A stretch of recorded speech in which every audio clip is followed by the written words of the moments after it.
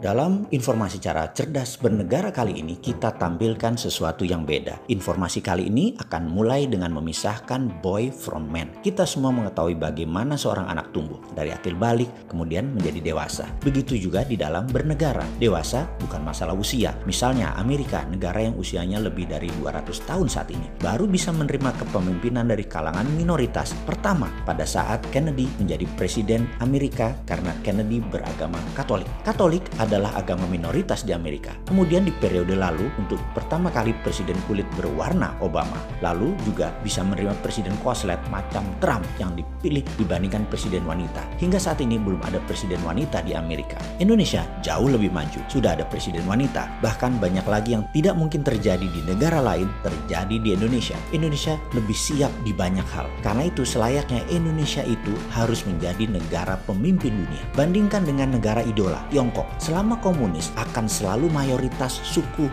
Han yang pasti jadi pemimpin. Catatan, negara Tiongkok tersebut baru terbentuk, People Republik tersebut belum ada 100 tahun. Kemudian sebuah prediksi gila dari si Sontoloyo ini yang berani mengatakan Tiongkok akan menjadi negara demokrasi terbesar di dunia, di mana di tahun 2030 ke atas Tiongkok akan mengadopsi demokrasi karena kalau tidak akan ditekan ekonominya oleh dunia. Akan ada pemilihan demokratis di tingkat wali kota dan gubernur di sebuah wilayah. Walaupun ketat pesanan dari Politbiro di atasnya, tapi demokrasi pasti diadopsi oleh Tiongkok. Itulah pesan Trump kepada Tiongkok saat ini. Berkali-kali saya katakan perang Tiongkok Amerika itu bukan perang dagang biasa. Di belakangnya adalah perang ideologi antara komunis dan demokrasi. Di antara perang otoritarian dan liberalisme. Kalau kapitalisme bagaimana? Cina mengadopsi kapitalisme namun bukan kapitalisme murni. Kapitalisme globalis yang dianutnya. Dan ini sesungguhnya membuat disparitas perbedaan mencolok antara swasta dan negara, kaya dan miskin. Tersistem untuk hanya sebagian saja yang kaya, yang bisa negara kontrol saja yang harus kaya. Kita akan rincikan bahayanya mengapa jangan sampai Indonesia mengadopsi prinsip tersebut. Di sini kalau sahabat pemakan buku dalam tanda petik, tukang baca, dan punya grup diskusi yang dalam akan mulai memahami bahwa beda kapitalisme modern yang terjadi di banyak negara dengan kapitalisme murni di bawah das kapital Karl Marx. Pemurnian ajaran kapitalisme yang sebenarnya. Nah, buku Karl Marx kan pegangan ideologi komunis. Itu kapitalisme murni. Pertanyaan sekarang, berapa kali kalian baca Das Kapital buku tadi? Belum pernah kok komen sih. Ilmu kok katanya sih. Kalau kelola negara mau memimpin rakyat, ilmu nggak boleh katanya. Ribuan buku hadir dalam 10 tahun terakhir harus Anda baca. Bahkan kehadiran buku baru tersebut aja, walaupun Anda baca nih ya, belum tentu bisa menganalisa mengapa ByteDance yang punya TikTok bisa meledak di dunia dan Zoom bisa menjadi pilihan dari ratusan aplikasi sejenis. Zoom tetap nomor 1. Kita akan menjelaskan secara detail ya, bagaimana TikTok diciptakan. Artificial Intelligence yang memacu adrenalin anak di bawah 25 tahun dipelajari 3 tahun secara mendalam sebelum membuat aplikasi selama 2 tahun sebelum diluncurkan 2 tahun yang lalu. Jadi sudah 7 tahun perjalanan panjang TikTok tersebut dengan mengubah atau bahasa sainsnya mengengineering minat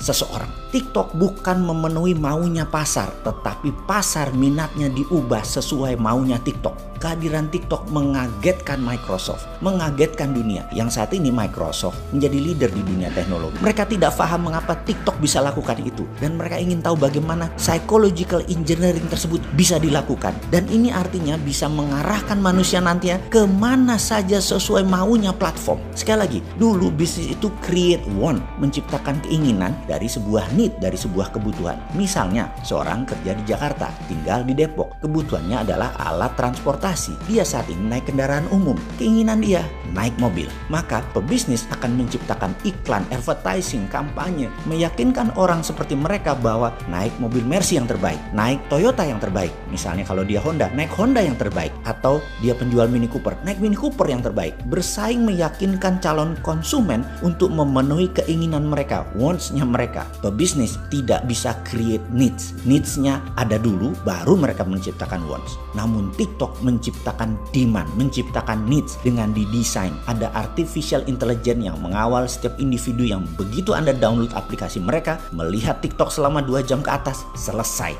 Data Anda mereka punya. Bukan data tanggal lahir, alamat rumah, alamat email. Itu mah kuno, dunia nggak butuh lagi data itu. Sudah punya semua, sudah tuker-tukeran di atas sana. Lupakan kalau Anda sok-sokan bermain bisnis digital sebatas untuk dapat email, dapat nomor kontak. Itu ketinggalan 10 tahun, Cok. Zaman FB, IG, Twitter, dan Google rajanya sudah diambil mereka semua. Sekarang yang diambil psychological faktornya seperti minat, passion, interest, fokus, harapan, impian, kemarahan, kerinduan, cinta. Semua kebaca. Oleh karena itu banyak negara TikTok dianggap alat intelijen, dan itu benar. Sayangnya ya, hal seperti ini di negara kita banyak yang nggak paham, termasuk pejabatnya, termasuk masyarakatnya. Ya karena nggak pernah baca buku, nggak pernah diskusi, nggak ada yang minat, dan itulah untungnya. Semua menjalankan bisnis, menjalankan kehidupan di Indonesia sederhana, persis tak berubah selama 20 tahun terakhir, atau bahkan mungkin 40 tahun terakhir, sama. Kembali ke tema di awal tentang kapitalisme. Kita akan purifikasi kapitalisme di Indonesia dalam pemahaman,